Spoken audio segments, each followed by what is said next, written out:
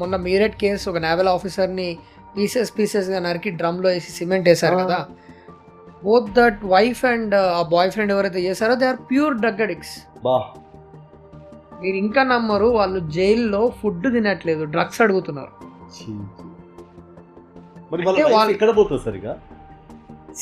వాళ్ళ లైఫ్ ఎక్కడ పోతుంది అనే క్వశ్చన్ కంటే కూడా మన సొసైటీ ఎక్కడ పోతుంది అనే క్వశ్చన్ మనం వేసుకోవాల్సిన అవసరం. ఎందుకంటే మీరు ఇట్లాంటి కేసులు మన దగ్గర మన హైదరాబాద్ చుట్టుపక్కల 4-5 ఎగ్జాక్ట్లీ చాలా ఉన్నాయి. ఎందుకు అని అంటే వాళ్ళ పైన వాళ్ళకి కంట్రోల్ ఉండదు. సచ్ అ డేంజరస్ క్యాన్సర్ అని చెప్పింది నేను ఎందుకు అని అంటే it is killing not just themselves but others also. వాళ్ళు ఏం చేస్తారో కూడా తెలియనంత మైమర్చిపోయి వెళ్ళిపోతారు.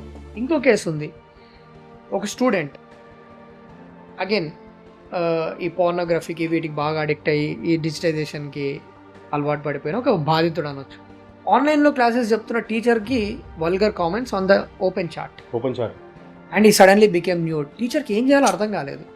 స్టూడెంట్ స్కూల్ గోయింగ్ కిడ్స్ కానీ స్టూడెంట్స్ కానీ కాలేజ్ గోయింగ్ స్టూడెంట్స్ కానీ వీళ్ళ దగ్గర కంట్రోలింగ్ మెకానిజం ఎక్కడ ఉండాలి అని అంటే నా వరకు నా opinion parents have to take the first responsibility. వాడు ఎక్కడికి వెళ్తున్నాడు, వాళ్ళ ఫ్రెండ్ సర్కిల్ ఏంటి, ఎప్పుడు వెళ్తున్నాడు, ఎప్పుడు వస్తున్నాడు అనేది దయచేసి మానిటర్ చేయండి. Please teach him on how to respect elders and other gender. వేరే వాళ్ళకి ఏదైనా తప్పు జరిగితే ఎలా స్టాండ్ తీసుకోవాలో నేర్పించండి. ఒకవేళ తెలుసో తెలియకో చేసే ఏదైనా తప్పు వల్ల దానికి జరిగే legal consequences, reputation damage, family sufferings ఇవన్నీ దయచేసి వాళ్ళకి నేర్పించండి.